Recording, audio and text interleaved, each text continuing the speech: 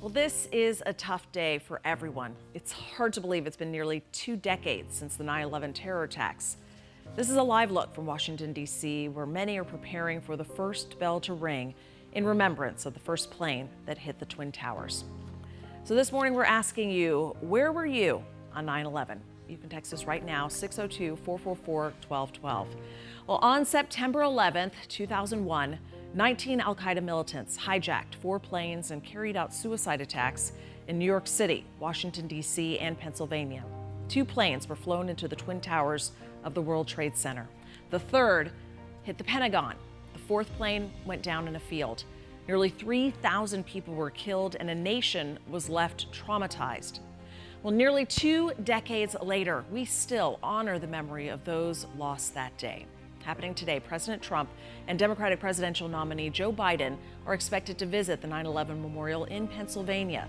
Closer to home, participants usually do the annual 9/11 challenge at Gila River Arena to represent the 110 floors that the Twin Towers climbed by first responders. Every year, there's also a huge tribute at Tempe Healing Fields at Tempe Beach Park. Well, that event will be held online this year. For a full list of ways you can participate, just head on over to 12news.com. This morning, we're asking you where you were on 9/11. We've been getting some great responses this morning. William says, I was getting ready to go to work in Sydney and I saw the news on TV. And then another response coming in from Angela, who says, I was asleep when it happened. I was on maternity leave for my baby girl who was 1 month old at the time. You know, she heard the news, remember looking at my baby thinking, what kind of world she would live in. Oh gosh, yeah. And Mary says, in Sholo, getting my daughters ready for school, it was on 12 News. I'll never forget watching the towers burning, and within minutes of collapsing, I was just in shock. Tried to get in touch with family in New York City, no luck.